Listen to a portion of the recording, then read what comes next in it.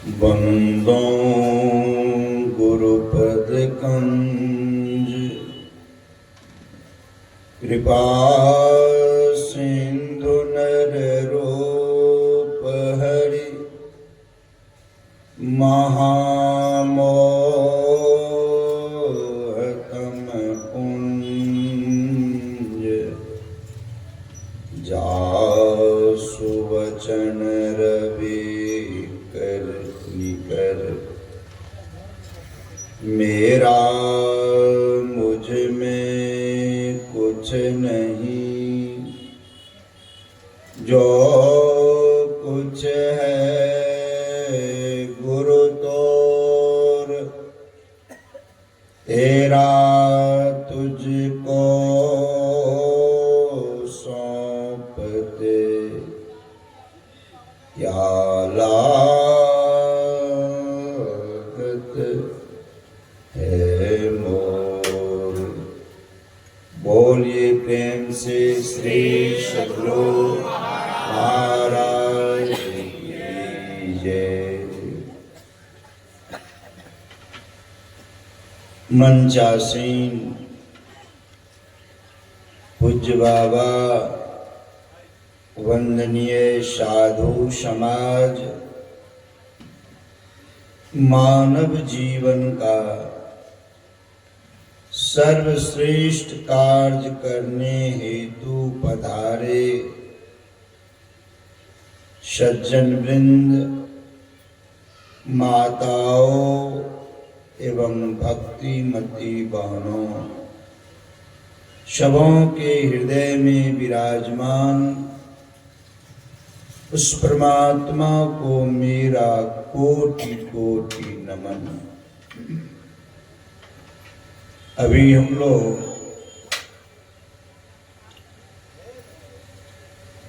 सत्संग योग भाग पहला से भगवान श्री कृष्ण और अर्जुन संवाद को श्रवण किया, जिसका नाम उत्तर गीता है। भाग दूसरा से संत कबीर साहब की वाणी, भाग तीसरा से बाल योगी बाल स्वामी जी महाराज की वाणी और भाग चौथा से परमाराध्य संत सद्गुरु महर्षि में ही परमहंस जी महाराज की वाणी श्रवण की। इस पाठ को हम लोग जो श्रवण किए हैं, इसका बहुत बड़ा उद्देश्य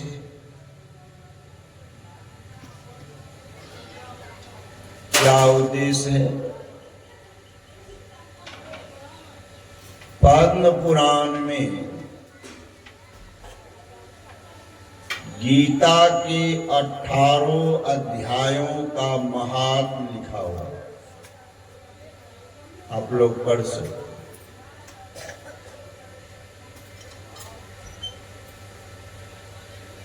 गीता के 7वें अध्याय के महात्म में एक प्रसंग आता है। एक राजा था, नाम उसका शंकुकर्ण नाम। उनको 4 पुत्र, शरीर छूटा, धन की आसक्ति में शरीर छूटने पर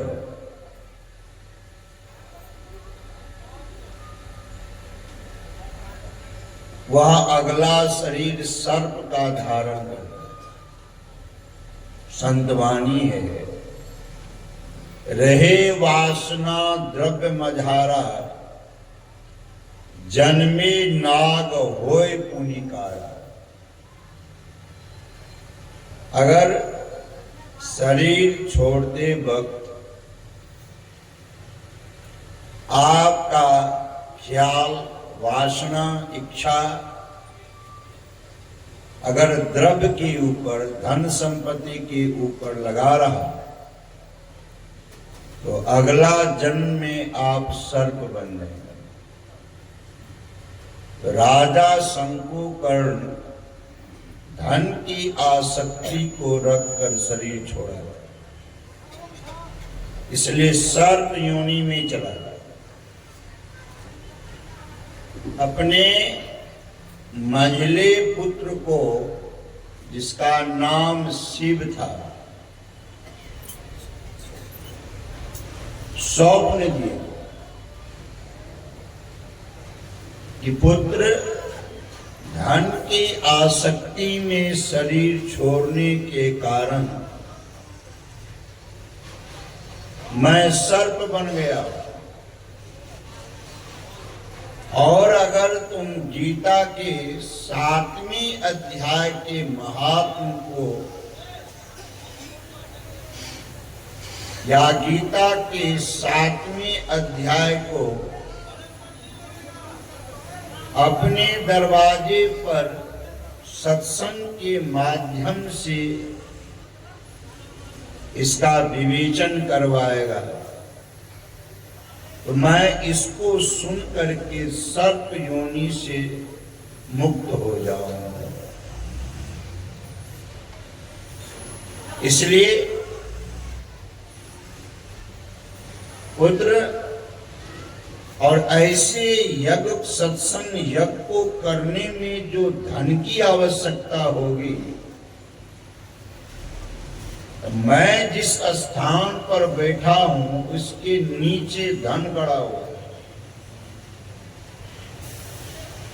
तुम चारों भाई आकर के ऐसे धन को ले जाकर के हमारे नाम पर तुम सत्संग यज्ञ करो।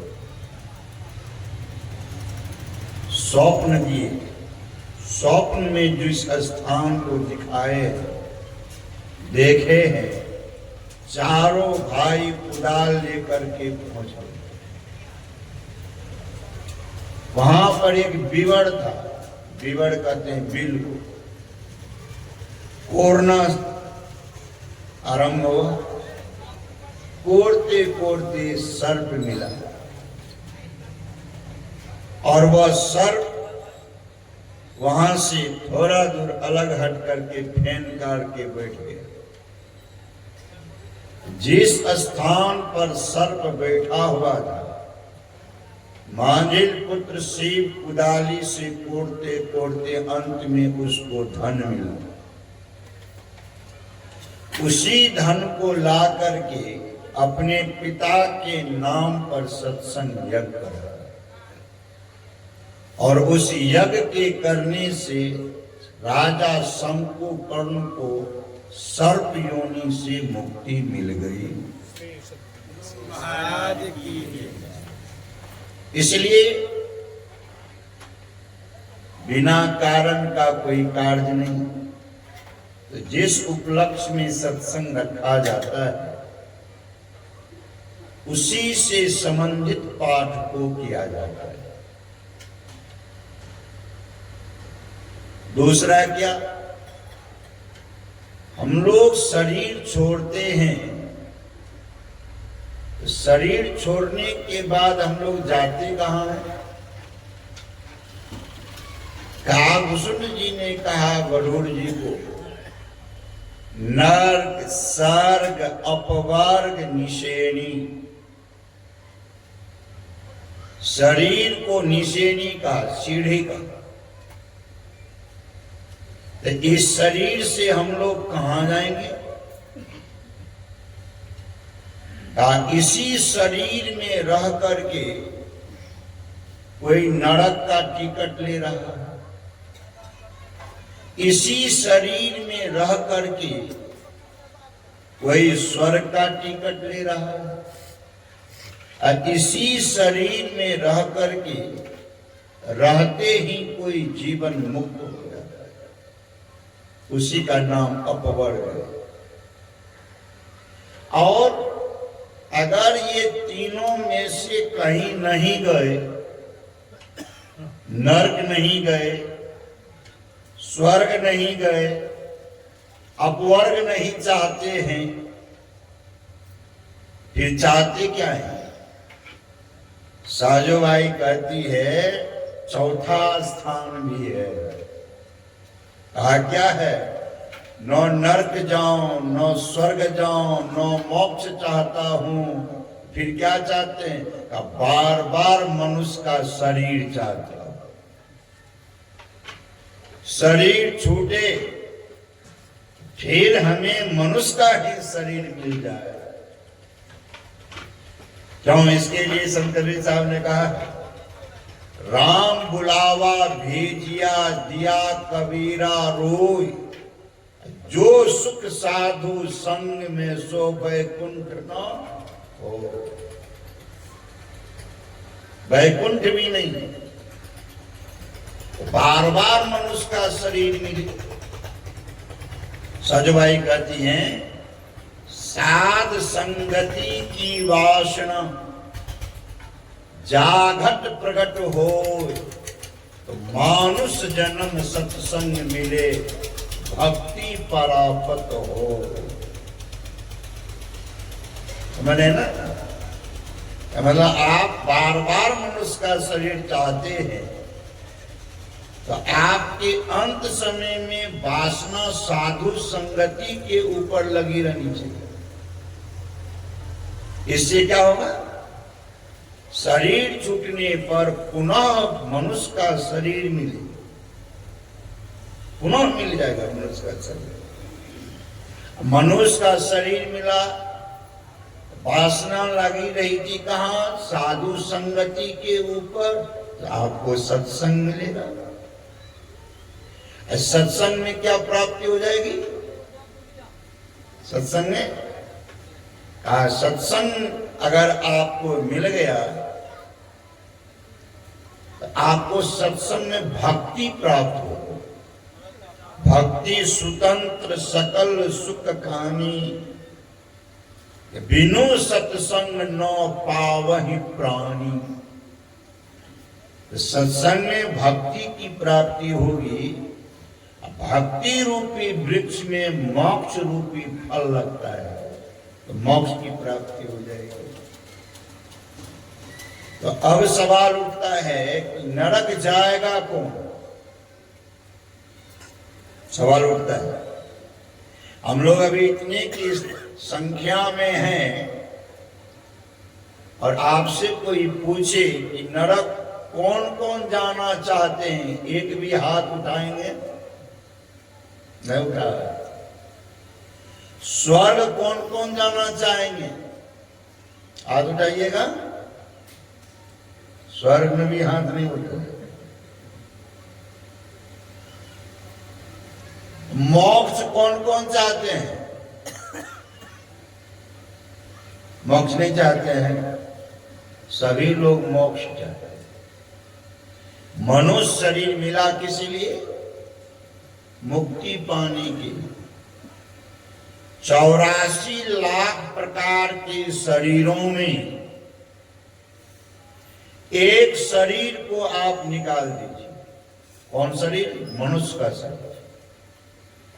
83 लाख 99,999 शरीर मुक्ति पाने के लिए नहीं है। एकमात्र मनुष्य का शरीर ही मुक्ति पाने के लिए है। और इसको हमारे गुरु महाराज ने स्पष्ट कर दिया। पदावली में आप पढ़ेंगे, केवल नर ही तन से मुक्ति को पावहु। केवल शब्द का प्रयोग। केवल मतलब सिर्फ, ओनली वन। केवल नर ही तन से मुक्ति को पावहु, याते यातन दुर्लभ मुक्ति कमावहु। संत कबीर साहब भी कुछ कहे। जी हां, संत कबीर साहब भी कहते। संत कबीर साहब ने कहा, देव पूजते पूजते हिंदू मर गए।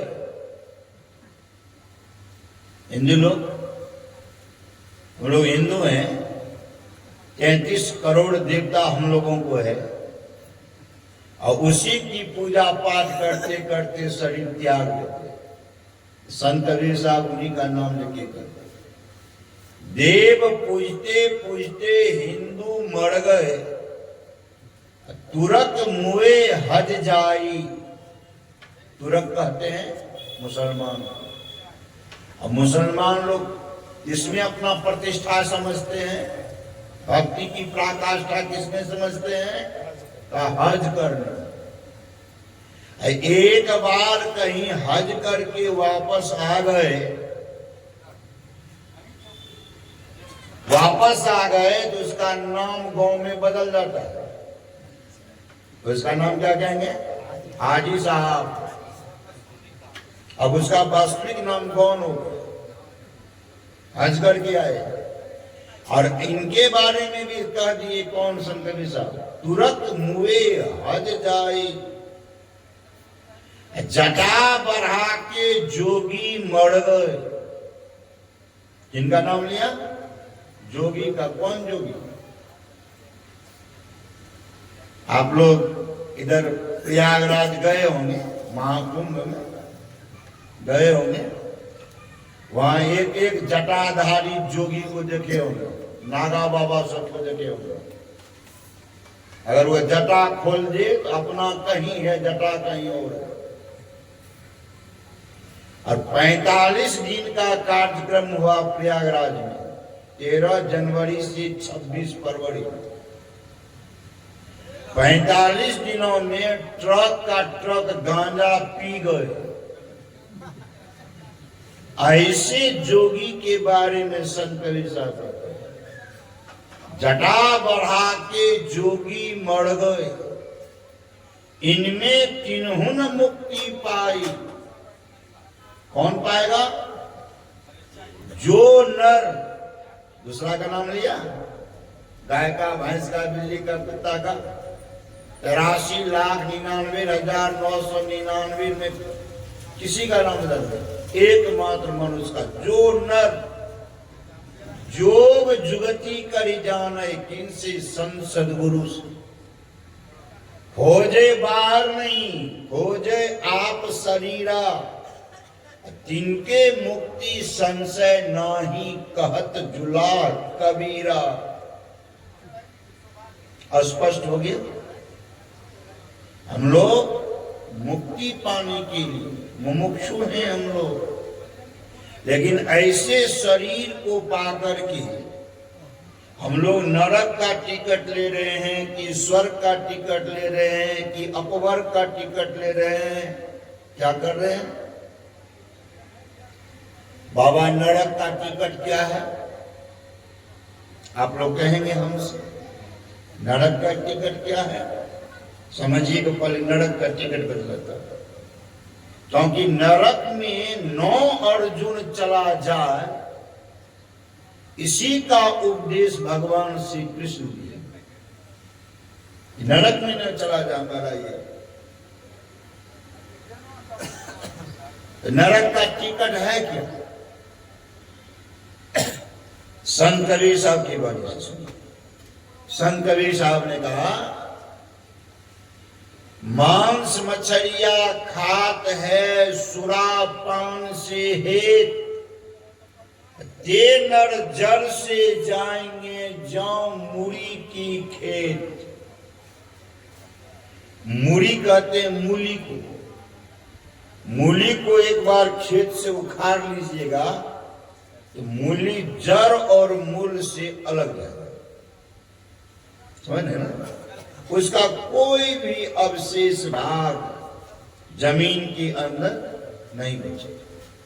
उसी प्रकार इसका सेवन करने वाले व्यक्ति धर्म रूपी खेत से उखड़ जाता। पहली बात, यहीं तक चुप नहीं रहे संत कबीर साहब, आगे कहते हैं, यह कुकर की खान है, कुकर समझते हैं? कुकर एक कहते हैं जो रसोई घर में सीटी देता है, उसको नहीं कहा कुकर, कहा कुत्ता को। यानी संत कबीर साहब स्पष्ट कर दिए, जो व्यक्ति ऐसे शरीर को पा करके इस तरह का उसका खान पान है मांस मछली वाला, वह मनुष्य रहते हुए भी कुत्ता है। हम नहीं कह रहे हैं हमको बिकना वाले से डरो है, हम नहीं बोल रहे हैं, संत कबीर साहब इसलिए स्पष्ट हम कर देते हैं। यह कुकर की खान है, मनुष्य देह क्यों खाए, मुख में आमिक मेलता नरक परे सो जाए। कहां भेज दिए? कहां का टिकट हुआ? नरक का टिकट हुआ। यानी जो व्यक्ति इसका सेवन करते हैं वो नरकगामी। रखिए। दूसरी जगह संत कबीर साहब फिर रुके नहीं, फिर कहते हैं तिल भर मछली खाए के, सौसे सौसे की बात छोड़ दो, तिल भर की बात कर रहे हैं। तिल भर मछली खाए के करे कोटि गोदान। गोदान करते हैं ना लोग, सुन लीजिएगा। काशी करवट ले मरे, कहते हैं काशी में मरने से मुक्ति हो जाती है। नहीं तो जो जिन जिन लोगों को यमराज का 4 चिट्ठी मिल गया है वो लोग काशी पकड़ लीजिए। 4 चिट्ठी क्या है यमराज का? बाल का पकना पहली चिट्ठी है, बाल सफेद हो जाए सावधान हो जाइए, यमराज की पहली चिट्ठी है। दूसरा, आंख में चश्मा लग जाना। तीसरा, कान में यंत्र लग जाना, श्रवण शक्ति गायब है। चौथा, 32 दांत का झड़ जाना। ये 4 चिट्ठी जिनको मिल गया हो काशी पकड़ लीजिए, वहीं पर मरिए तो मुक्ति मिल जाएगी। काशी में मरने से अगर मुक्ति मिल जाती तो संत कबीर साहब क्यों कहा, लोका मती का भोरा रे, जो काशी तन तजे कबीरा, राम ही कौन निहोरा रे। करने का मतलब काशी में मरने से अगर मुक्ति मिल जाती तो ये सत्संग करने का, कराने का क्या उद्देश्य, राम को निहोरा करने की क्या जरूरत है। फिर भी अगर ऐसा है तो पकड़ लीजिए काशी। कहने का मतलब तिल भर मछली खाए के करे कोटि गोदान, काशी करवट ले मरे तो भी नरक निश्चय जान। कहां का टिकट हुआ? इसलिए पहले सावधान कर देता हूं, और लीजिएगा नरक का टिकट। कहां असली टिकट कहां अभी दिए? तमाल विद्या मद्यानी ये पिबंती नाड़ाधमा, तेसांग ही नरको बासो यावत ब्रह्मा चतुर्मुख। कहा 3 का जो सेवन करता होगा, तमाल तंबाकू का, बिजिया कहते हैं भांग को, मद्यानी कहते हैं शराब। इसको कौन पीता है? वेदव्यास जी महाराज लिखते हैं ये पिबंती नाड़ाधमा, धर्म से हीन नर इसका सेवन करते हैं। और इसका क्या मिलेगा? कहा तेसांग ही नरको वासो, उसका नरक में वासा कितना दिन होगा? यावत ब्रह्मा चतुर्मुख। हो रहे ना, जिस ब्रह्मा जी को 4 मुख है, ऐसे 4 मुख वाले ब्रह्मा की आयु जितनी दिन होती है उतने दिन तक वो नरकगामी होते हैं। ब्रह्मा जी को 5 मुख था, 4 नहीं था, 5 मुख था। आज जो है ना, आज काल भैरवी का दिन है। आज का जो है 12 नवंबर, ये काल भैरवी का दिन है। ये उत्पन्न कहां से हुआ था जानते हैं? काल भैरवी ब्रह्मा जी के पास में इतना अहंकार आया, इतना अहंकार आया, और उस अहंकार के बल पर भगवान शिव का अपमान किया। उसी अपमान के कारण उज्जैन में जो है महाकालेश्वर का मंदिर है कि नहीं, मध्य प्रदेश में, उसी में वही शिव रौद्र रूप धारण किया, ब्रह्मा जी का एक सिर काट दिया। वही जो रौद्र रूप धारण किया, उसी का नाम कहलाता है काल भैरवी। समझ ना, वही कहलाता है। तो ब्रह्मा जी को 5 मुख था, एक मुख कट गया, कितना बचा? 4 मुख। इसलिए अभी उसका नाम पड़ गया चतुरानन। 4 मुख, जिसको 4 आनन, समझे ना।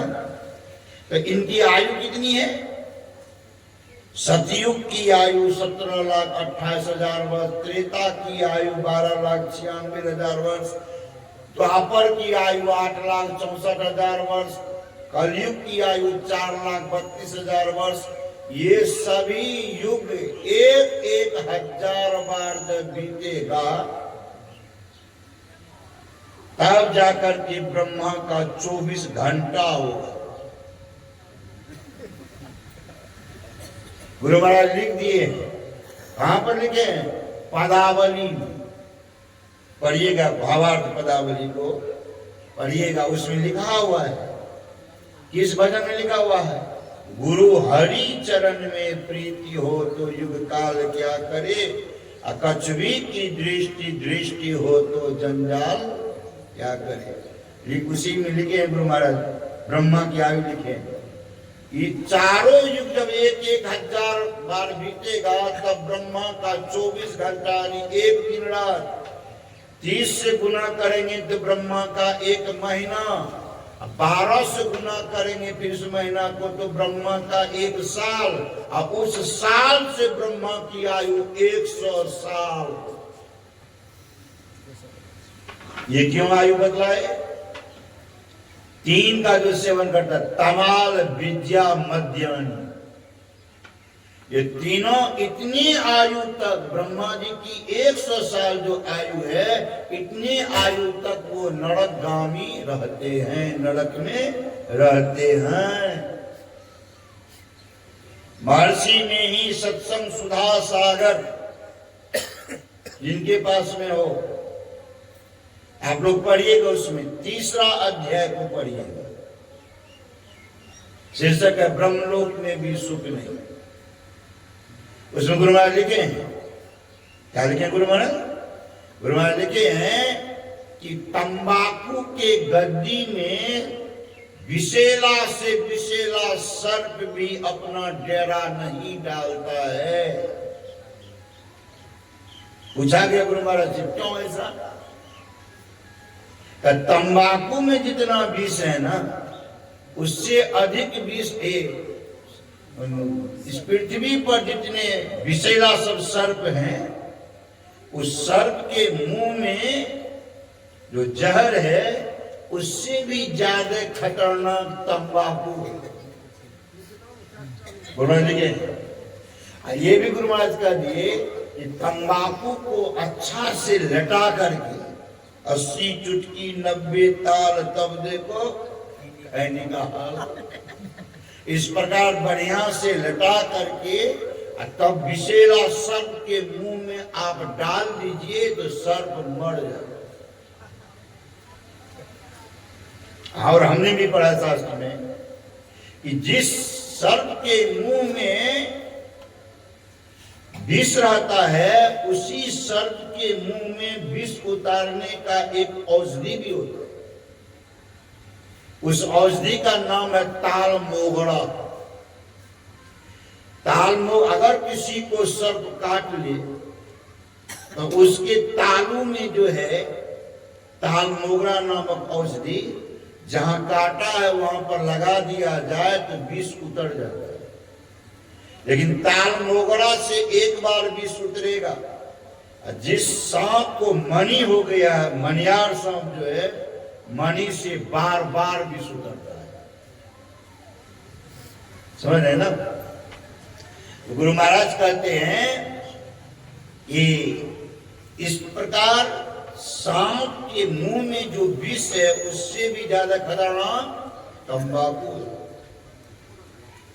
बिजिया कहा भांग, मद्यानी कहा मदिरा, संतवानी है पात लिए सब वृक्ष फले, महुआ फले पत खोय, तेही वृक्ष के रस पिए तो क्यों न फजियत हो। इस पृथ्वी पर जितने भी वृक्ष हैं, फल लगने के पहले पत्ता नया आता है। फल लगने के पहले पत्ता नया आएगा, तब उसमें आएगा मंजर, तब आएगा नहीं फूल, फिर होगा फल। महुआ का ऐसा वृक्ष है, फल लगने के पहले सारा पत्ता झड़ जाता है। संतवानियां काट होती है, पलटू संत जो कही गए वही बात है ठीक, वचन संत के ना टरे ज्यों गाड़ी की लीक। संत वचन पलटे नहीं पलट जाए प्रमाण। इसलिए कहा सारा पत्ता झड़ जाता है। तो पत्ता क्या है? का वृक्ष का वस्त्र है। जब नंगा हो गया तो ऐसे नंगे वृक्ष का अगर आप रस पिएंगे वो भी ना आपको नंगा कर देगा। इसलिए कहा क्यों न फजियत हो। ये सब नरक का टिकट है। पर नारी पैनी छुरी, और देखिए नरक का टिकट, पर नारी पैनी छुरी, तीन तरफ से खाए, धन हरे यौवन हरे, तीसरा घोर नरक ले जाए। अपनी नारी नहीं, यानी जो पुरुष अपनी नारी रहते हुए पराई नारी से संबंध रखे, वह नारी तीन तरह से आपको खाएगी। पहला धन हरे, आपको खोखला कर देगा। यौवन हरे, जवानी चूस लेगी। तब कहां भेजेगी? दोनों हो गया तब घोर नरक ले जाए। ये बात सिर्फ कहां? पुरुष के लिए पराई नारी, नारी के लिए पराया पुरुष। नरक का टिकट है। तो ऐसे नरकगामी नहीं हो। कौन? अर्जुन। इसलिए उपदेश दिए। कौन? भगवान श्री कृष्ण। तो क्या कहे अब समझिएगा। अर्जुन निमिषार्धम वा प्राणिनोध्यात्म चिंतिका क्रतु कोटि सहस्त्राणाम ध्यान में को विशिष्यते। क्या कह दिया? अर्जुन जो एक निमिष भी वा आधा निमिष भी मेरा ध्यान करता है, मेरा ध्यान करता है, क्या हो जाएगा? कोटि यज्ञ फल जो होगा, यज्ञ करने से जो फल की पुण्य की प्राप्ति होती है वो हमारे ध्यान करने से कितना देर? एक निमिष या आधा निमिष कोई मेरा ध्यान करे, इसके बराबर का कोटि यज्ञ फल भी नहीं होगा। समझना है? कोटि कहते करोड़, करोड़ों यज्ञ कोई कर ले, इतनी देर के ध्यान के फल के बराबर दूसरा कोई फल, कोटि यज्ञ का फल नहीं होता। और आप लोग यज्ञ के बारे में सुने होंगे, बड़े बड़े यज्ञ हुए हैं इस पृथ्वी पर। वाजपेयी यज्ञ हुआ है, अश्वमेध यज्ञ हुआ है, रुद्र यज्ञ, महारुद्र यज्ञ, चंडी यज्ञ, महाचंडी यज्ञ, विष्णु यज्ञ, महाविष्णु यज्ञ, बहुत प्रकार के यज्ञ हैं। यज्ञ की एक पहचान क्या है? अभी बात तीसरा सब लोग सुन ले। बाल स्वामी जी महाराज ने क्या कहा? गीता के चौथे अध्याय के 33वें श्लोक का वर्णन किए हैं। क्या लिखा हुआ है उसमें? श्रेयान द्रव्यमयाद यज्ञाज ज्ञान यज्ञ परम तप सर्वम कर्माखिलम पार्थ ज्ञाने परिसमाप्यते। हे अर्जुन, इस पृथ्वी पर जितने भी द्रव्यमय यज्ञ हैं, उन सारे यज्ञों से श्रेष्ठ है कौन? ज्ञान यज्ञ। पहचान क्या है द्रव्यमय यज्ञ और ज्ञान यज्ञ में? क्या पहचान है? कि जहां पर यहां गच्छ यह तिष्ठ हो, वह द्रव्यमय यज्ञ है। इस ज्ञान यज्ञ में एक बार भी हम बोले हैं, कोई बोलिए तो? द्रव्यमय यज्ञ में यहां गच्छ यह तिष्ठ का प्रयोग होता है, ज्ञान यज्ञ में इसका प्रयोग नहीं होता है। और ये ज्ञान यज्ञ सभी द्रव्यमय यज्ञों से श्रेष्ठ है। इसका फल क्या है? सर्वम कर्माखिलम।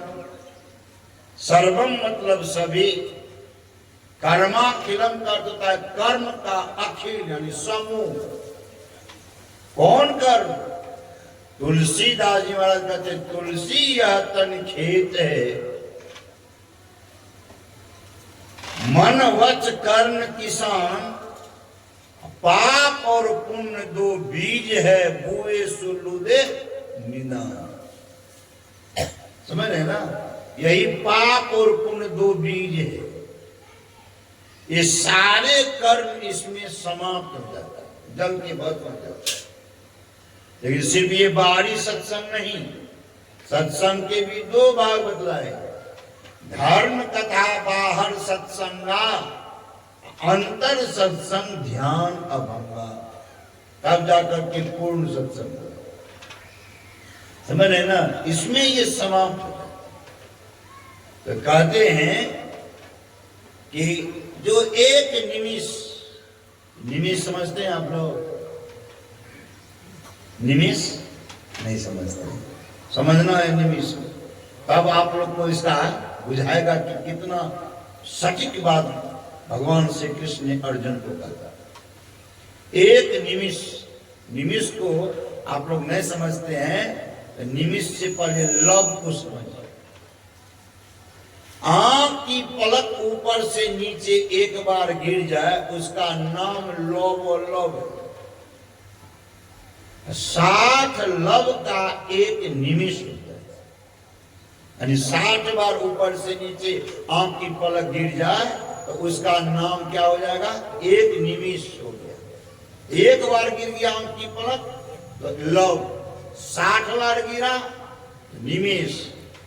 यहां पर भगवान श्री कृष्ण कहते हैं अर्जुन, कोई एक निमिष या आधा निमिष, 30 बार आंख की पलक गिरने में जितना समय लगता है, उतने समय तक कोई मेरा ध्यान कर ले, समझ है ना? ये कोटि यज्ञ फल के बराबर भी हमारा जो ध्यान करने से जो पुण्य की प्राप्ति होगी अर्जुन, कोटि यज्ञ फल इसके बराबर का नहीं। सोचिए तो कितना बड़ा पुण्य की प्राप्ति दिवंगत आत्मा के नाम पर होने जा रही है। पहला बार समझ लीजिए। अब आइए क्या करता है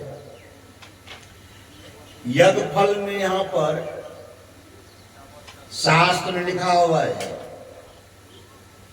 आप लोग से कोई पूछेंगे कि आज कलिकाल चल रहा है, इस कलिकाल में अश्वमेध यज्ञ हुआ है? अगर हुआ तो कितनी बार हुआ है पता आप लोगों को है? नहीं। इस कलिकाल में अश्वमेध यज्ञ नहीं हुआ है, वाजपेयी यज्ञ नहीं हुआ है। अश्वमेध यज्ञ हुआ कहां पर? कहा कि द्वापर में, त्रेता में, सतयुग में।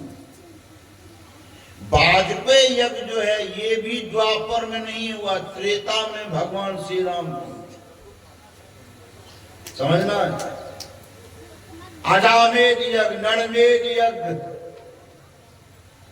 ये सब यज्ञ त्रेता में भी नहीं हुआ था, सतयुग में प्रहलाद की। समझिएगा? अश्वमेध यज्ञ में एक बार जो राजा अश्वमेध यज्ञ करता है, इतना धन खर्चा होता है उसका तकत ही जाता है। आज इस कलिकाल में अगर अश्वमेध यज्ञ करे तो उसमें घोड़ा छोड़ा जाता है। आज अगर रूस घोड़ा छोड़ दे, नहीं, अमेरिका वाला घोड़ा पकड़ लेगा कि नहीं? अमेरिका घोड़ा छोड़ दे तो चीन घोड़ा पकड़ लेगा कि नहीं? चीन घोड़ा छोड़ दे तो हमारा भारत 1962 वाला है,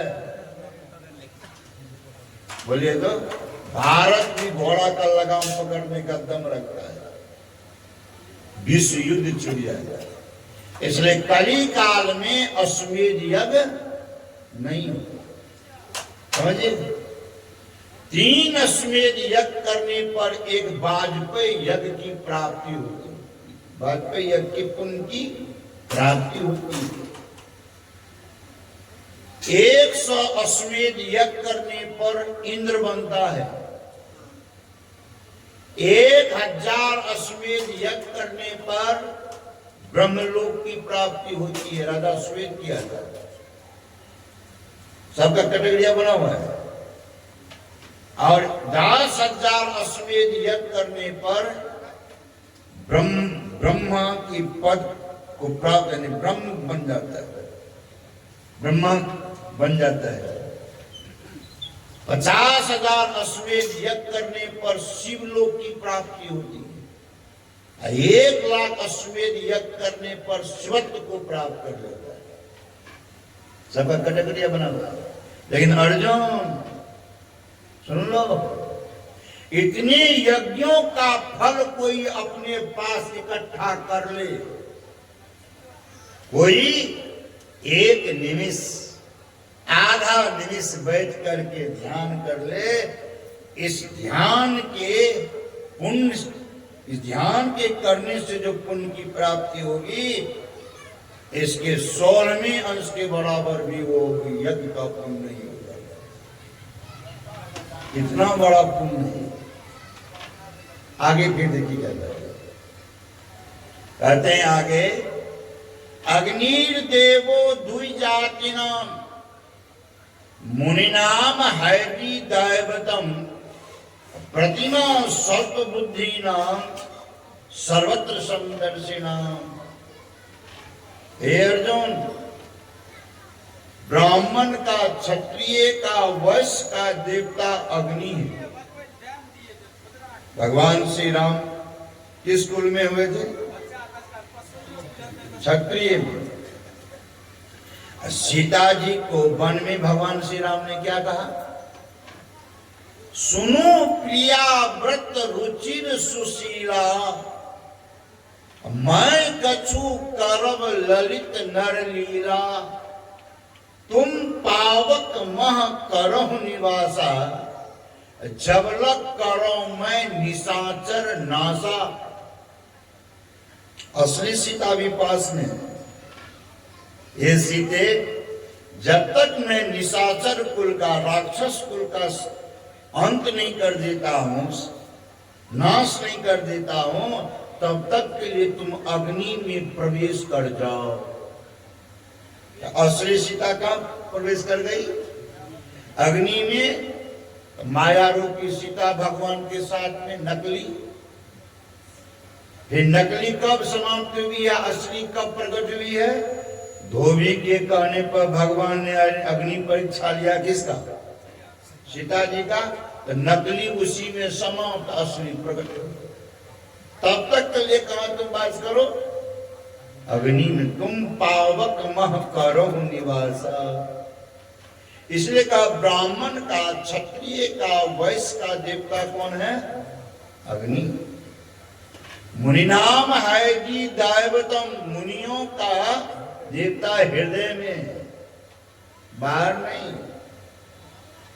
मुनि किसको कहते हैं? जो मननशील है, इसका देवता अग्नि है, उसका देवता हृदय में।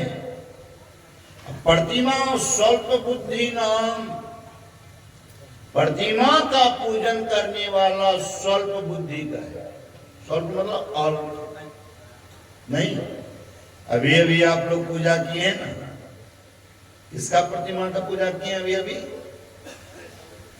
दुर्गा पूजा समाप्त हुआ, मां दुर्गा का। कहीं कहीं छठ मेला भी लगता है, छठ मैया का। तो प्रतिमा पूजन करने, भगवान श्री कृष्ण खुद अपने मुंह से कहते हैं, प्रतिमा का पूजन वह करता है जो स्वल्प बुद्धि का है। जैसे हम लोग सत्संग सुन रहे हैं, सत्संग कर रहे हैं बैठ करके, जिस बच्चा के पास में स्वल्प बुद्धि है, सड़क पर बैठ करके मिट्टी का भात, मिट्टी का दाल, मिट्टी का सब्जी, सबको ठंडी से चटाएगा, रखते जाएगा, चटाएगा, सबको मिटा करके आगे कहाँ? माँ के पास। माँ बड़ी जोर की भूख लगी है, भोजन कराओ। माँ का बेटा अभी तो सड़क पर खा रहा था। तो बेटा कहता है, माँ वो तो हम लोगों का खेल, वो खेल हम लोग करने जाएंगे क्यों? हम लोग की बुद्धि मैच्योर्ड हो गई है, परिपक्व हो गई है।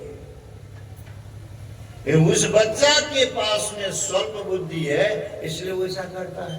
तो भगवान श्री कृष्ण कहते हैं, जो व्यक्ति मूर्ति की पूजा, प्रतिमा की पूजा में लगा हुआ है, ऐसे व्यक्ति को स्वल्प बुद्धि नाम, समझिएगा, वो उसके पास में स्वल्प बुद्धि है।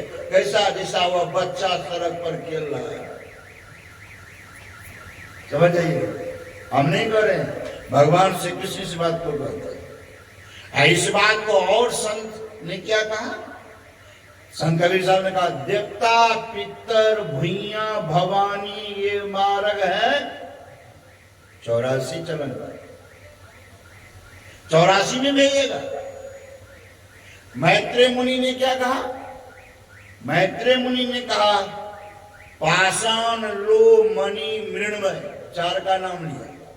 इससे बनी हुई धातु यानी प्रतिमा, धातु की जो प्रतिमा कोई बना ले, और ऐसे प्रतिमा का पूजन करने वाले व्यक्ति को भोग योनि प्राप्त होता है। अब देखिए, मैत्रेय मुनि तो कुछ और गजब कह दिया। क्या कह दिए मैत्रेय मुनि? कि उसको भोग योनि प्राप्त होता। भोग योनि किसको कहते हैं? मनुष्य का शरीर जो है यह कर्म योनि है, भोग योनि है और योग योनि। पर आपके दरवाजे पर की गाय, बैल, भैंस, कुत्ता, बिल्ली, ये सब भोग योनि है, योग योनि नहीं है। उससे योग नहीं होगा, वो भोग रहा है। इसका मतलब क्या हो गया कि जो व्यक्ति ऐसे प्रतिमा का पूजन करने में ही लगे रह गए, तो वह शरीर छोड़ने के बाद फिर मनुष्य शरीर को नहीं पाएगा, भोग योनि होगा। सत्संग युग में पढ़ सकते हैं, मैत्रेय मुनि ने लिखा है। हरियाणा में एक संत, वे संत गरीबदास, गरीबदास ने कहा, चेतन होके जड़ को पूजे सो 84 जाए। चेतन होके जड़ को पूजे। मूर्ति में एक भी आइटम है चेतन? घर, बांस, मिट्टी, सुतरी, रंग, पेंट, ये सब बोली एक भी चेतन है? हम लोग चेतन है, चेतन। हम ही लोग 30 दिन लग गया मूर्ति को बनाने में, 31वां दिन यही चेतन बनाया, यही चेतन पूजा किया। 2 दिन पूजा किया, तीसरा दिन फेंकने वक्त सीधे उलट देते। कहने का मतलब चेतन हो के जड़ को पूजे, सो 84 वो 84 तरह। गुरु महाराज कहते हैं देखो जी, मूर्ति पूजा करो भी नहीं भी करो। भक्तों ने पूछा महाराज क्यों करे क्यों नहीं करे? कहा देखो मैं मूर्ति पूजा को मानता भी हूं नहीं भी मानता। कहा किस लिए मानते हैं? कहा ध्यान करने के लिए मैं मूर्ति पूजा को मानता हूं। मेला लगाने के लिए, सीटी बजाने के लिए, क्रॉस नचाने के लिए, पैसा तसीलने के लिए मैं मूर्ति पूजा को नहीं मानता। ध्यान करने के लिए, जिस प्रकार द्रोणाचार्य का ध्यान किया एकलव्य, द्रोणाचार्य के अंदर में जितना गुण था सारा गुण आ गया किसमें? एकलव्य में। कहा इसलिए मैं मूर्ति पूजा को मानता हूं। स्पष्ट। इस ख्याल से अगर आप मूर्ति का पूजा कर रहे हैं तो कोई बात नहीं, कीजिए, अवश्य करना चाहिए। दूसरा और को महाराज ने क्या कहा कि देखो मूर्ति में प्रभु है, मूर्ति प्रभु नहीं है। अगर तुम कर रहे हो उनकी पूजा तो इस ख्याल से करो कि हमारे इष्ट इसी में निवास करते हैं,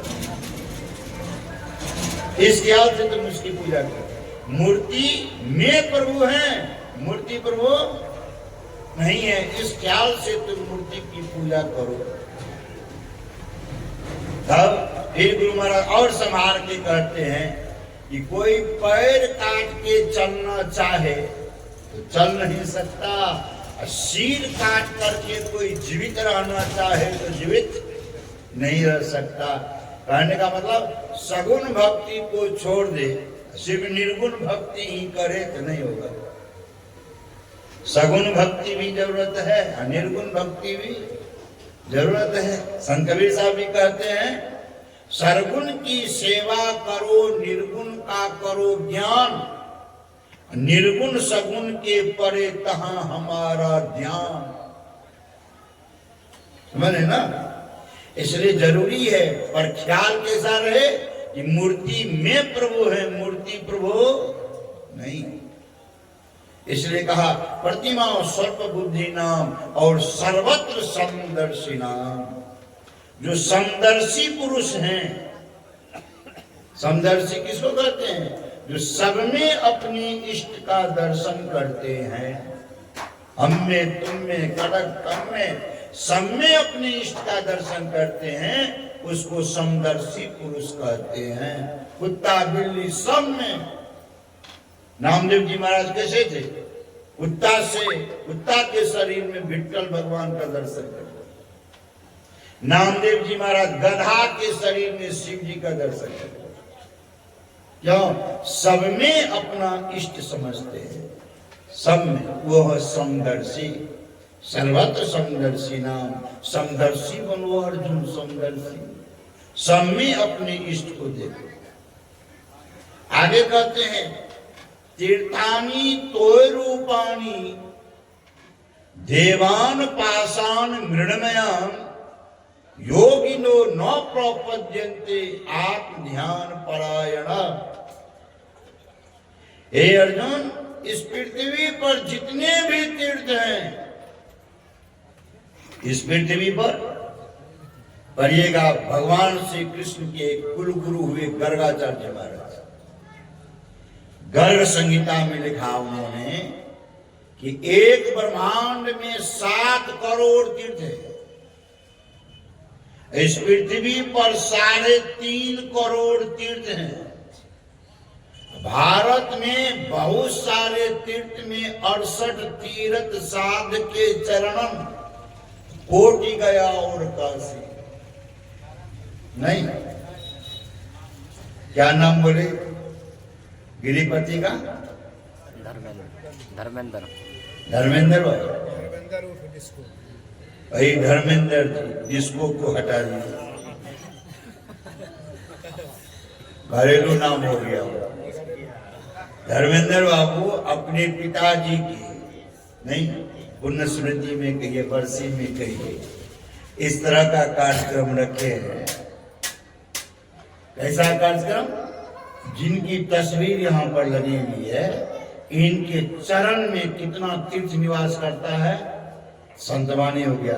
68 तीर्थ साध के चरणन, कोटि गया और कोटि काशी।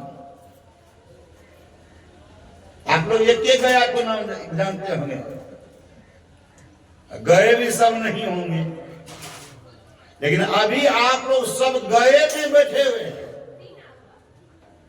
काशी में बैठे हुए हैं। क्यों? कि इनके चरण में इसका निवास है। कोटि गया और काशी। और ऐसे 68 में से 7 तीर्थ को मुख्य माना। कौन कौन तीर्थ है? अयोध्या, मथुरा, माया, काशी, कांची, अवंतिकापुरी और द्वारकापुरी। ये 7 तीर्थ मुख्य है। इस 7 तीर्थ में सबसे श्रेष्ठ तीर्थ किसको बतलाया? अयोध्या को, अवधपुरी, समझिए, उसको बतलाया।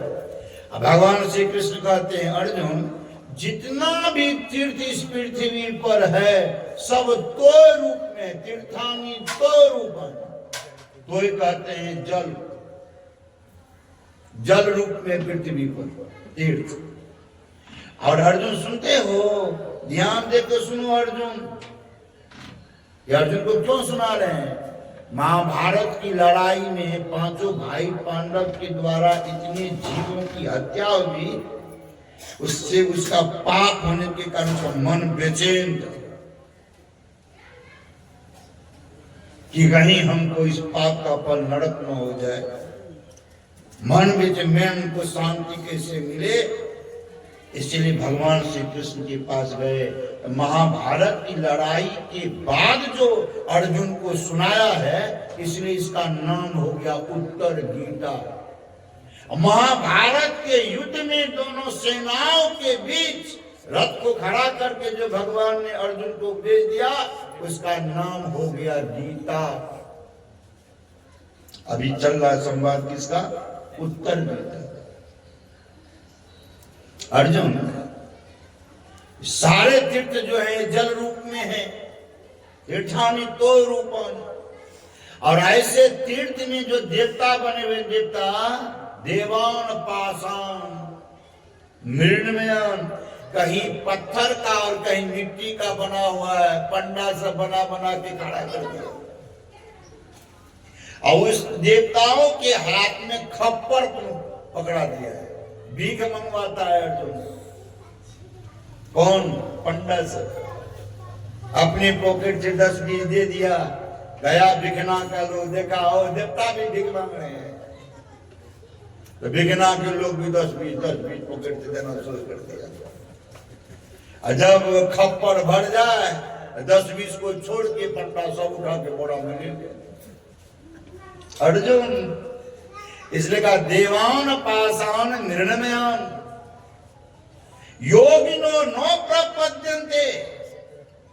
अर्जुन, जो योगी पुरुष हैं, जो योगी है, योग करना जानते हैं, जो योग करते हैं, ऐसे तीर्थों का और तीर्थों में बने हुए देवताओं का अनादर कर देते हैं। आत्म ध्यान परायण, अपनी आत्मा का ध्यान करते हैं, अपने आप को जानने का प्रयास करते हैं कि मैं कौन हूं। अपने को जान लो तो तुम हमको जान जाओगे। इबादत है किसी, इबादत है किसी नासाद को साध कर देना, इबादत है किसी बर्बाद को आबाद कर देना। यही सीखा है सागर हमने मुर्शिद का कदम छूकर। अगर खुदा का पता लगाना हो तो खुद का पता लगा लेना। इसने कहा आत्म ध्यान परायना, अपनी आत्मा का ध्यान करो, अपने आप को जानने का प्रयास करो कि मैं कौन हूं। तीर्थ में जाने से भी तुम्हारा कल्याण नहीं होगा। जिस भूमि पर, जिस अवधपुरी अयोध्या के भूमि पर भगवान श्री राम हुए, वहीं पर उसी भूमि पर एक संत हुए, उसका नाम हुआ संत पलटू साहब। नाम सुने आपने? संत पलटू साहब की वाणी को गुरु महाराज लिखे हैं सत्संग योग में। और ऐसे संत पलटू साहब ने कहा, भगवान कृष्ण की वाणी को मोहर लगाया, वो भी क्या कर करके, सात पुरी हम देखिया, देखा चारों धाम, देखा चारों धाम, सबन में पाथर पानी। भगवान के पद पर मोहर लग गई। कर्मन के बस परे मुक्ति की राह भुलानी, चलत चलत पग थका छीन भई अपनी काया। काम क्रोध नहीं मिटे बचकर बहुत नहाया। सब डुबकी लगाने गए थे। 65 करोड़ आदमी डुबकी लगाया महाकुंभ में, प्रयागराज में। 65 करोड़ बैठकर बहुत नहाया। नहा से क्या हो गया? अंदर का मैल धुल गया। अंदर का मैल नहीं, मैल बाहर में है, मैल अंदर में है। क्या कहा?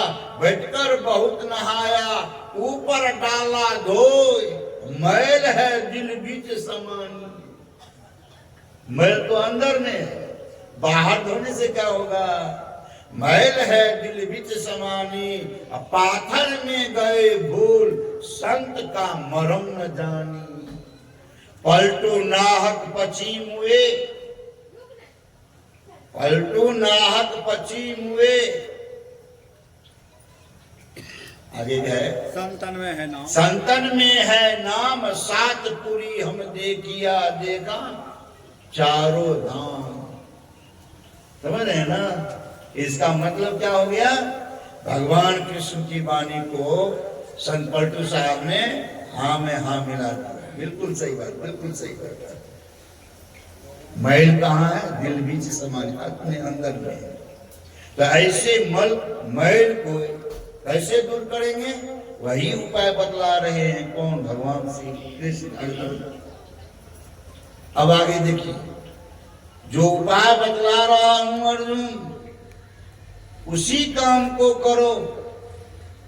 नहीं करोगे तो सुन लो, आहार निंद्रा भय मृत्युंच समान में तत्पशु भी नराणाम, ज्ञानम नराणाम धिकम विशेषो ज्ञाने नहीं ना पशु भी सब। चार काम में मनुष्य भी करता है, पर पशु भी कर रहा है। आहार खाता पीता है, निंद्रा सोता है, भय मनुष्य को भी है, गाय भैंस को भी है, और मैथुन हम लोग भी बाल बच्चा उत्पन्न करते हैं, संतान उत्पन्न करते हैं, गाय भैंस भी करते हैं। क्या अंतर रह गया? क्या अपने अंदर में ज्ञान का उपार्जन करो। कौन ज्ञान? भगवान श्री राम ने कहा किनसे? लक्ष्मण से, धर्म के विरति योग ते ज्ञाना, ज्ञान मोक्ष प्रद वेद बखाना। वह ज्ञान जिस ज्ञान से हमें मोक्ष की प्राप्ति हो, वह ज्ञान अपने अंदर में उपार्जन करो। जो मनुष्य ऐसे ज्ञान का उपार्जन नहीं करता है, वह मनुष्य पशु तुल्य है। तुलसीदास जी महाराज लिखते हैं, रामचंद्र के भजन बिनु जाओ चाहो पद निर्माण, ज्ञानवंत अपि सो नर, पशु बिनु पूछ विषाण। समझ है ना? वो जो व्यक्ति ऐसे ज्ञान का उपार्जन नहीं करता है, वह कैसा व्यक्ति है? का पशु बिनु पूछ विषाण। बिना पूंछ और सींग का वो पशु है, कौन? मनुष्य। स्पष्ट है। इसलिए कहा अपने अंदर में ज्ञान का उपार्जन करो, तब तुम क्या होगा? पशु से ऊपर उठ जाएगा, मनुष्य का लाने का अधिकारी होगा। फिर कहते हैं, कितना सुंदर कहते हैं, तपे वर्ष सहस्त्राणी एक पाद स्थितो नरः एकस्य ध्यान योगस्य क्लामनार्हन्ति षोडशी। तपे वर्ष, कोई एक पैर पर हजारों वर्ष तक खड़ा रह करके तपस्या कर, सहस्त्राणी हजारों वर्ष तक, उस तपस्या का जो फल होगा अर्जुन, एक निमिष या आधा निमिष कोई ध्यान कर ले, एक पैर पर खड़ा होकर के कोई हजारों वर्ष तक तपस्या कर ले, इसके 16वें अंश के बराबर भी 1000 वर्षों का तपस्या का फल नहीं होगा। देखते हैं, तपस्या के भी फल को समेट लिए कौन? भगवान श्री कृष्ण। एक तपस्वी है इस पृथ्वी पर, सौभरी ऋषि का नाम सुने हो। जल के अंदर हम लोग कितना देर रहेंगे? 1 मिनट 2 मिनट, बहुत दम साधने का अभ्यास है 5 मिनट। सौभरी ऋषि वर्षों बैठ करके तपस्या करते थे जल के अंदर। एक दिन नर और मादा मछली को आपस में संयोग करते हुए, शारीरिक संबंध बनाते हुए देख लिया, सौभरी ऋषि के मन में भी विकार उत्पन्न हो गया, जल से बाहर निकल गया, चला गया कहां? उस समय अयोध्या के राजा कौन थे? राजा मानधाता। मानधाता थे, भगवान श्री राम के ये पूर्वज हैं। और यही एक ऐसा हुआ कि इस पृथ्वी पर आज तक के डेट में कौन राजा मानधाता? तो बाप के पेट से उत्पन्न हो गए। समझिएगा, मां के पेट से तो सब उत्पन्न होता है, बाप के पेट से उत्पन्न हुआ कौन? राजा मानधाता। समझिए, इसके जो पिता थे उसका नाम था युवनाश। युवनाश ने उसको पुत्रेष्टि यज्ञ किया था, पुत्र की प्राप्ति हो, पुत्रेष्टि यज्ञ। तो उसमें जो है ना, सारे जो ब्राह्मण लोग मंत्र पढ़ते थे, मंत्र में जल छिड़कने में हाथ में जल लेके कहता है, तो उसके लिए एक अलग से कलश रखा था, उसी कलश में देते जाते थे।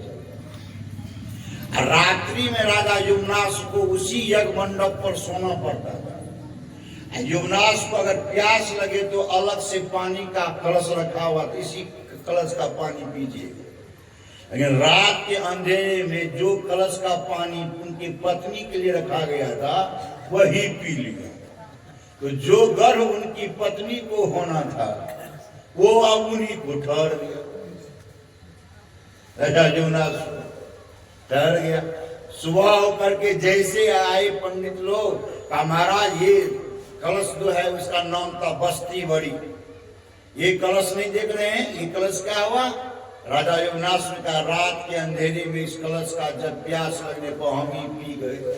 पंडितों ने कहा जो गर्भ तुम्हारी पत्नी को ठहरता तुम्ही को ठहरेगा। समझ लीजिए। और वही युवनाश को गर्भ ठहरा, जब 9 महीना हो गया तो उसके पेट को चीर करके जो बालक निकाला, जब माँ के पेट से उत्पन्न लेता तो माँ के स्तन में दूध, और पिता के पेट से हुआ है, पेट को चीर करके निकाला है, तो अब दूध कहां से? तो इंद्र आया, इंद्र अपना अंगूठा चुसवाया। समझ गए ना? और वहीं पर उसका नाम इंद्र रखा है, इसका नाम हो जाएगा मानधाता। समझ ना?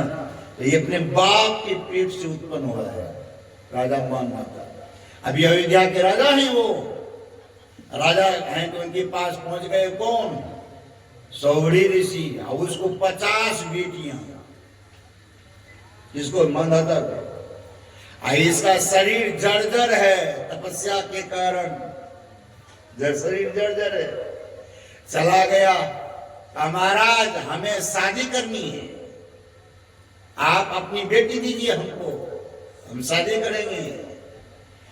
राजा मानदाता देखा, इससे कौन हमारी बेटी से कौन विवाह करे, इसका शरीर जर्जर है, बुरा शरीर है, यहां तो सीना का सब हड्डी गिन लेगा, इससे कौन विवाह करेगा। मन की बात को जान गए कौन, सोबड़े ऋषि। राजा मानधाता के मन की बात को जान गए, योग बल से राजकुमार वाला शरीर बना। मानधाता के सामने योग बल से, देखिए योग बल से राजकुमार वाला शरीर बनाने के लिए आ गया, पर बिगाड़ गया नहीं गया। बिगाड़ जाता तो फिर जल के अंदर से बाहर निकलता, बिगाड़ नहीं गया, आ गया बाहर। और तब कहा, जैसे राजकुमार वाला शरीर बनाया, कहा देखते हैं आपके मन में ये नहीं रहता हमारी कौन बेटी से विवाह करे, अब बोलिए। कहा कि जाइए आप, हमारी बेटियां सब जहां रहती हैं ना, उनके महल में जाइए, जो बेटी आपको पसंद कर ले उसी से विवाह कर लीजिए। राजकुमार वाला शरीर बना के गया, 50 बेटियों से कहा कौन हमसे शादी करोगी, कहा हम 50 कर लेंगे। एक ही क्षण में 50 बेटियों से विवाह कर लिए। कौन? राजा मानधाता की 50 बेटियों से विवाह कर लिए सोबरी ऋषि।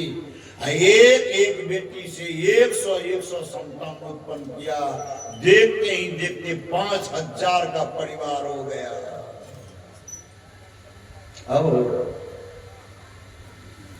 तब का फल देखिए अर्जुन, कोई 1000 वर्ष तक एक पैर पर खड़ा होकर के करे तपस्या, कोई इतनी देर का ध्यान कर ले, इसके 16वें अंश के बराबर भी नहीं होगा।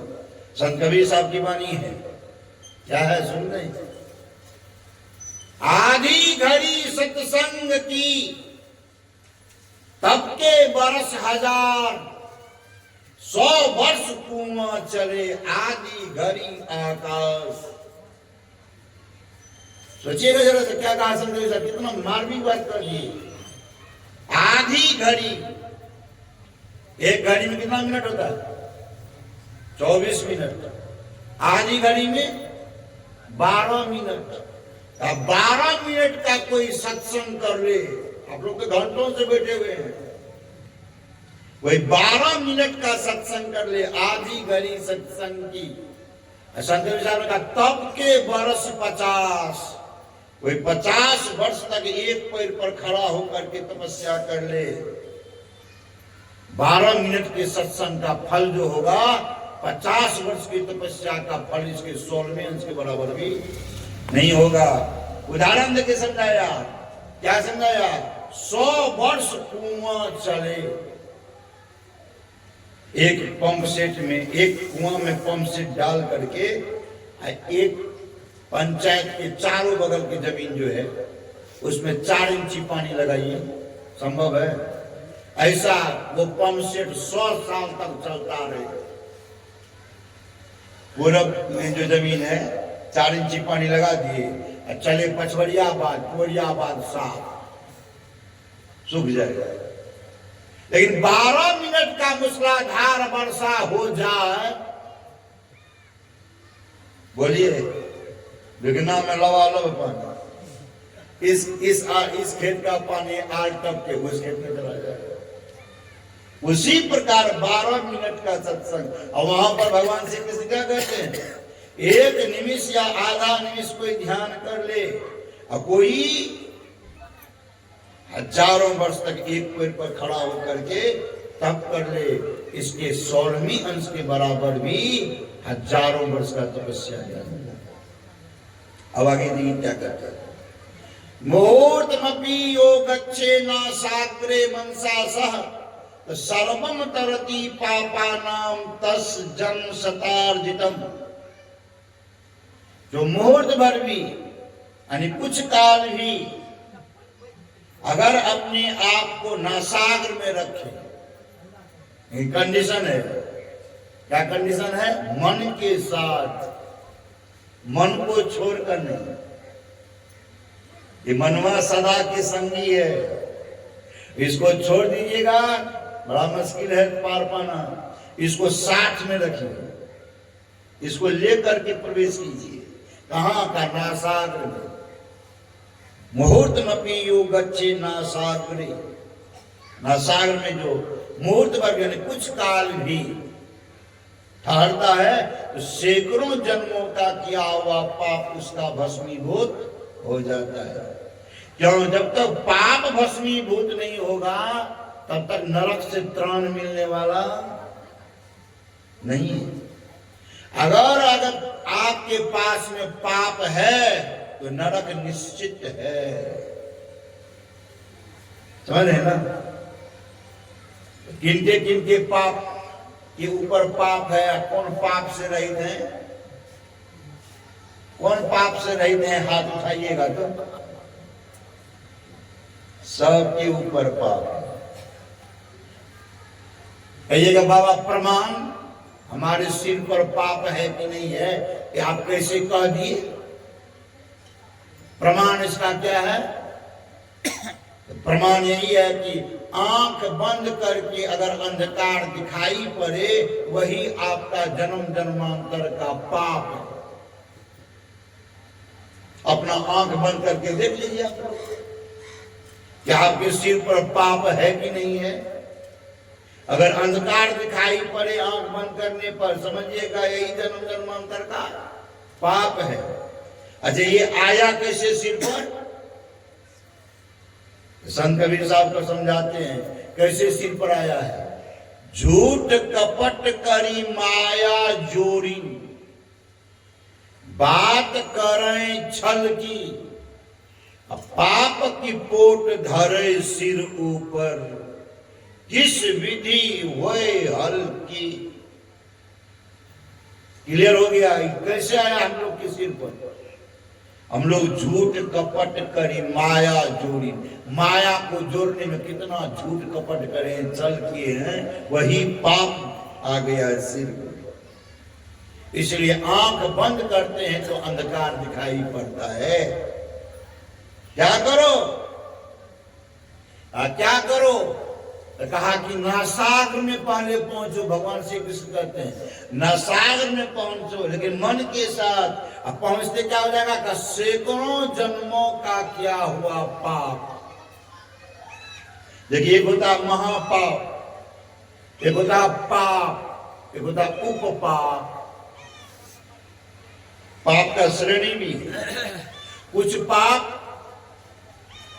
पाप साधु संत के दर्शन से, कुछ पाप साधु संत के चरण पर सिर नवाने से, कुछ पाप दान दक्षिणा देने से कट जाता है। आप लोग संत वाणी सुने, साधु जोगी पेखना, खाली हाथ न देखना। और शास्त्र में आया है साधु के पास जाइए तो 3 काम कीजिए। कौन कौन काम का? गत्वा, नत्वा, दत्वा। गत्वा मतलब जाइए, गच्छ मतलब जाना। गत्वा साधु के पास जाइए, नत्वा सिर नवाइए, दत्वा कुछ दीजिए। समझ रहे हैं? गत्वा, नत्वा और दत्वा। इससे क्या होगा? कुछ खुदरिया पाप आपका ऐसे समाप्त हो जाएगा। समझ रहे हैं ना? इसलिए कहा साधु जोगी पेखना, काली आत्मा देखना। तो ये जन्म जन्मांतर का जो पाप हम लोगों के सिर पर है, ये जो हम आपको पाप का कैटेगरी बताए हैं, कुछ महापाप, कुछ पाप और कुछ उपपाप। महापाप सब जानते हैं, दिन रात हम लोग अभी भी सिद्धांत में पढ़े हैं ना। नहीं, 5 महापापों ने झूठ, चोरी, नशा, हिंसा, व्यभिचार, ये महापाप है। ऐसा सब जो पाप हम लोगों के सिर पर है, ये उतरेगा कैसे? कुछ तरीका बतलाता हूं, सुनिए। पाप उतरेगा कैसे? अर्जुन, तुम्हारे भी सिर पर जन्म जन्मांतर का पाप है। हमारा तुम्हारा एक जन्म नहीं हुआ है, अनगिनत। और इस बात को मैं जानता हूं, तुम जानते हो कि नहीं? तुम नहीं जानते, इस बात को मैं जानता। जो ज्ञान मैं तुमको दे रहा हूं, यही ज्ञान सबसे पहले हमने सूर्य को दिया। सूर्य ने अपने पुत्र मनु को दिया, मनु ने अपने पुत्र इक्ष्वाकु को दिया। धीरे धीरे यह ज्ञान लुप्त हो गया पृथ्वी पर से, वही ज्ञान आज मैं तुमको दे रहा हूं। अर्जुन ठाका मार दिया भगवान की इस बात को सुनकर। अच्छा, ये ज्ञान आप सबसे पहले सूर्य को दिए हैं, सूर्य आगे का है। आपकी उम्र कितनी हो रही है? भगवान श्री कृष्ण को कहा अर्जुन, आपकी उम्र कितनी हो रही है? अरे आप तो हमारे युधिष्ठिर भैया से भी छोटे हैं। हमारे युधिष्ठिर भैया को आप पैर छू के प्रणाम करते हैं छोटा होने के कारण। कहते हैं ये ज्ञान हम पहले सूर्य को दिए, सूर्य आगे का है। तब भगवान श्री कृष्ण ने कहा, वसांसी जीर्णानि यथा विहाय नवानि गृह्णाति नरोपराणि तथा शरीराणि विहाय जीर्णान्यानि सयाति नवानि दे। ये अर्जुन, ये शरीर वस्त्र है, वस्त्र। इस शरीर को वस्त्र का दिए भगवान। कहा, आज तक में तुम कितने वस्त्र को बदले हो है पता? अर्जुन ने कहा, कहाँ है पता? तो उसी तरह ये आज तक कितने शरीर को बदले हो है पता? हमारा पता कहाँ है? तब इस बात को तुम नहीं जानते हो, मैं जानता हूं, मैं जानता हूं अर्जुन, इसलिए मैं तुमको यह उपदेश दे रहा हूं। तब कहा कि सुनो, पाप को क्षय करने का पहले सुनिएगा। कैसे कैसे पाप क्षय होगा? उपपाप, पाप और महापाप कैसे कैसे क्षय होगा, उस तरीका बतलाता है। जब तक पाप से रहित नहीं होंगे, तब तक मुक्ति की कामना नहीं कर सकते। समझिएगा। सबसे पहला उपाय सुनिएगा। अन्य क्षेत्रे कृतं पापं पुण्य क्षेत्रे विनश्यति, पुण्य क्षेत्रे कृतं पापं ब्रजलेपो भविष्यति। संसार में कहीं भी आप पाप कर लीजिए, कहीं भी आ जाइए, कहां? सत्संग। सत्संग में आ जाएगा। क्या हो जाएगा? सत्संग में आने से अन्य क्षेत्रों में क्या हुआ पाप पुण्य क्षेत्र में आकर के विनष्ट हो जाता है। अब पुण्य क्षेत्र में अगर आकर के, यहां आकर के अगर आप लोग पाप करेंगे, ब्रजलेपो, वो झनका के समान वो पाप हो जाएगा, ब्रज पाप जो होता है। इसलिए पुण्य क्षेत्र में पाप नहीं करना, समझ रहे ना? इसलिए कहा यहां आइए, सत्संग स्थल पर आने से पाप क्षय होता है। पहला। दूसरा, साधु मिले ये सब टले। दूसरा पहले बतला रहा हूं, भगवान श्री राम की वाणी है। भगवान श्री राम पहले क्या कहते हैं सुन लीजिए, तब इसको सुनिए। भगवान श्री राम ने कहा लक्ष्मण से, लक्ष्मण सरदा तप निशी शशि अपहरई संत दरस जिमि पातक टरई। हे लक्ष्मण, जिस प्रकार शरद ऋतु के ताप को चंद्रमा हर लेता है, उसी प्रकार संत के दर्शन करने से पाप क्षय होता है। समझ रहे ना? और सत्संग स्थल पर आइए, तब पाप क्षय होगा। यहां आकर के साधु महात्मा का दर्शन कीजिएगा, तब पाप क्षय होगा। ये बात भगवान श्री राम ही कह रहे लक्ष्मण को। संत दरस जिमी पातक डर। तीसरा उपाय, अब देखिए आ गए हैं सत्संग स्थल पर, आपसे साधु महात्मा का दर्शन भी कर रहे हैं, तो यहां दो उपाय हो गया। तीसरा उपाय, साधु मिले ये सब टले, काल जाल जम की चोट, सिर नवावत डही परे अघपापन की पोट। देख रहे हैं ना, अब नत्वा नबिये, अगर साधु के चरण पर अपना मस्तक रख दिए क्या हो जाएगा? जिस तरह पाप का पटरी हो सिर पर, अन्न का पटरी हो सिर पर, सिर झुक जाए तो पटरी रहेगा नहीं रहेगा। उसी प्रकार संत के चरण पर शीश नवाते ही और पाप का पटरी वहीं ढह जाता है। दही परे अघपापन की पोट। देख लीजिए, इसलिए ये काम कीजिए, गत्वा नत्वा नवी, नवने से काल जाल जम की चोट। काल भी आपका कुछ नहीं बिगाड़ेगा। गुरु महाराज के निकट बैठे हुए थे कौन? महर्षि संसदी ब्रह्म जी वज्रासन में बैठे हुए थे। दोनों पैर को मोड़ करके एड़ी के ऊपर बैठ जाना वज्रासन का जाता है। बैठे हुए थे, गुरु महाराज को टुक टुक देख रहे हैं, टुक टुक देख रहे हैं। कौन? संशय हुआ। गुरु महाराज को टुक टुक देख रहे हैं, किनको? संशय हुआ।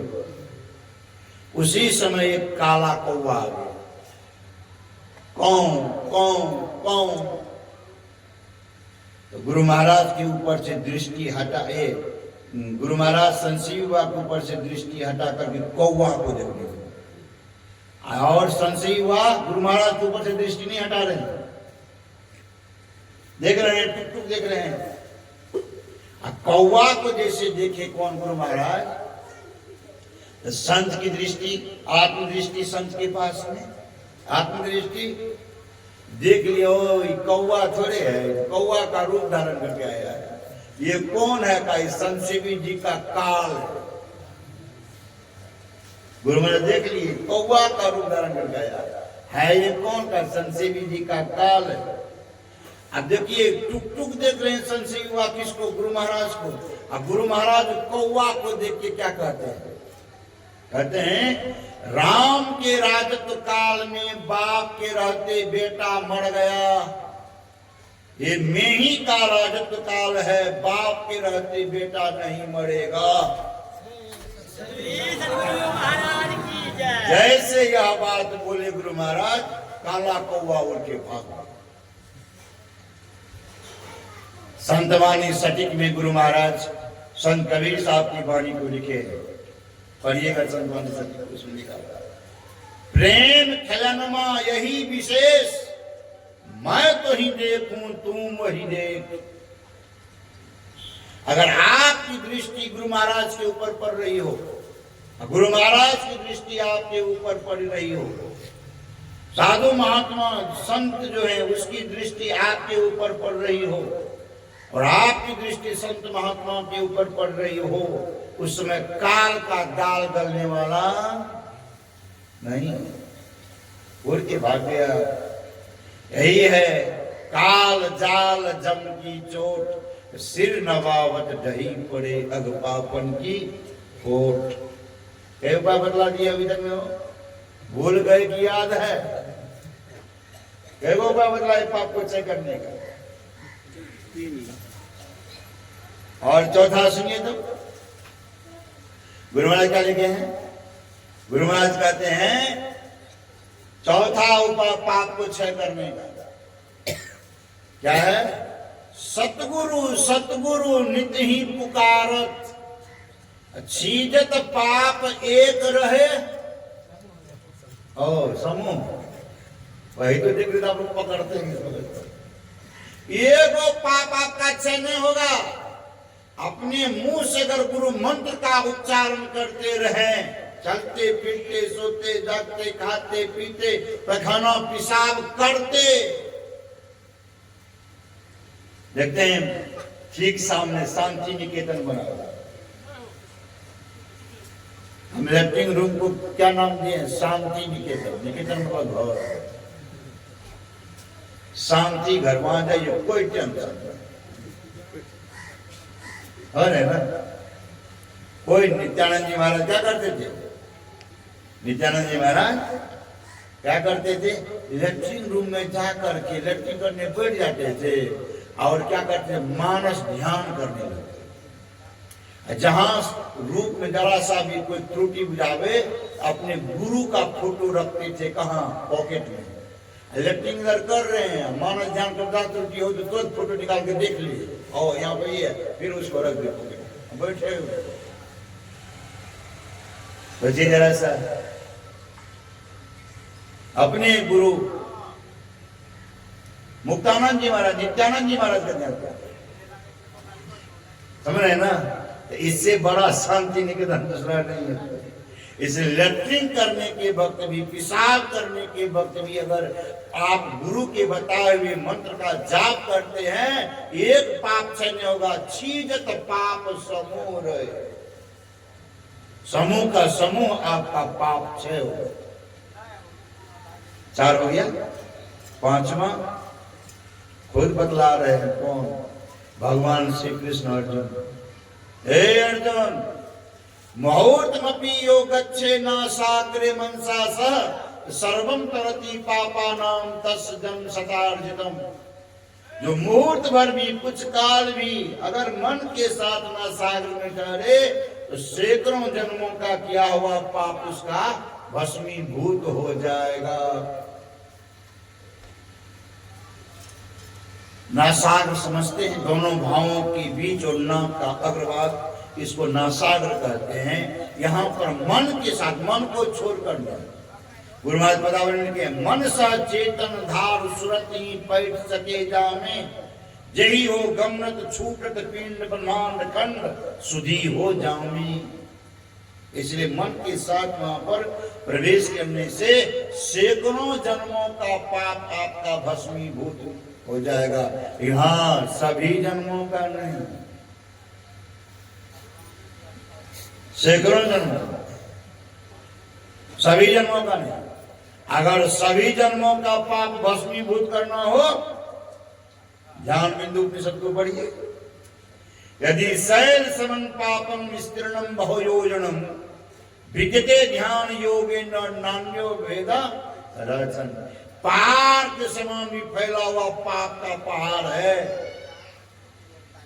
वो ध्यान योग से नष्ट हो जाएगा। समझे ना? यही पाप को जब तक भस्म नहीं करेंगे तब तक नरक से त्राण मिलने वाला हम लोगों को नहीं है। पंडित जी यहाँ पर कितनों आपसे कोई पिंडदान करवा ले, कुछ करवा ले, नरक से त्राण दिलवाने वाला कोई नहीं है। नरक से त्राण कब दिलाएगा? यही काम को जब हम लोग कर लेंगे तब। लेकिन आप लोग बोलिएगा, इतना भाषण जो भगवान श्री कृष्ण दिए अर्जुन को, तो क्या अर्जुन ने किया? अर्जुन ने किया? अर्जुन ने नहीं किया। भाषण तो दिया पर अर्जुन ने नहीं किया। अर्जुन नहीं किया तो अर्जुन का शरीर छूटने के बाद अर्जुन गया कहां? 5 भाई को नरक हो गया। 4 भाई को तो नरक हुआ ही, युधिष्ठिर को भी 2 मुहूर्त के लिए नरक देखना पड़ा। नरक गया तब नरक को देखा। बोलिए, 2 मुहूर्त के लिए हुआ, आखिर नरक हुआ कि नहीं? नरक देख गया तब नरक को देखा। तो कहने का मतलब जब तक इस पाप को आप जला नहीं देंगे तब तक कोई कहेगा कि हम नरक से त्राण पा लेंगे, संभव नहीं है। इतना करने के बाद भी अर्जुन जो है इस काम को नहीं किया, शरीर छोड़ा कहां चला गया? नरक। भगवान की बात उसको नरक में याद आ गई। क्या याद आई? नरक में भगवान ने कहा था जो मेरा एक बार भी दर्शन कर लेता है उसको नरक नहीं होता है। और उनका दर्शन इतना बार किया फिर भी हम नरक में आ गए। कैसे हो गया? भगवान के ऊपर एकदम आंख लाल पीला कर रहा है। कौन है? भगवान सोचे कि वह नरके चल के अर्जुन से मिल लेते हैं। तो भगवान चले गए अर्जुन के पास। अर्जुन जैसे भगवान को देखा, कौन? अर्जुन पहाड़ा चढ़ गया, बिल्कुल ही चढ़ गया। किसका? अर्जुन का, भगवान को देखने का। महाराज आप भी झूठ बोलते हैं, क्या हुआ अर्जुन? अरे आपने कहा जो मेरा एक बार भी दर्शन कर लेता है वो नरकगामी नहीं होता है। कितना बार आपका हम दर्शन किए, 18 दिन तक आपने हमारे रथ को चलाया, उस क्रम में भी मैं आपका दर्शन किया। इतनी बार दर्शन करने के बाद भी शरीर छोड़ा तो नरक आ गया। यहाँ कहाँ आए यार? भाव पर नमक छिड़कने के लिए। अर्जुन आज भी मैं कह रहा हूं जो मेरा एक बार भी दर्शन कर लेता है ना वह नरकगामी नहीं होता है। आज भी मैं इस बात पर बरकरार हूं। तूने मेरा आज तक दर्शन नहीं कर पाया, तूने हमारे शरीर का दर्शन किया है। इस शरीर को जो धारण किया है उसका दर्शन तूने नहीं किया। मैं शरीर नहीं, मैं शरीर हूं, वो धारण करने वाला शरीर ही, उसका दर्शन तुमको हुआ। तो जो उसका दर्शन कर लेगा वो नरकगामी नहीं होगा। तो हम लोगों को उनका दर्शन करने के लिए अपना दर्शन आप कीजिए। आप कौन है? अपने को पहचानिए कि मैं कौन हूँ। जिस दिन अपना पता लग जाएगा उस दिन परमात्मा का पता खुद वापस लग जाएगा। इसलिए लोग अपने को न पहचान करके बाहर दौड़ लगा रहा है, बाहर दौड़ लगा रहा है। इसलिए अर्जुन नरक चला गया। पांचों भाई पांडव में से 2 मूर्त के युधिष्ठिर को, इधर चारों को नरक हो गया। द्रौपदी को नरक हो गया। स्वर्गारोहण पर को ऊपर के देख लीजिए आप लोग, सबको नरक हो गया। ऐसे नरक से त्राण मिलने का कारण क्या है? तो भगवान ने बतलाया वो कीजिए। और उस काम को अर्जुन ने नहीं किया, लेकिन पृथ्वी पर के जितने काम ये काम को किया सभी संतों ने किया। हम लोग भी कर रहे हैं।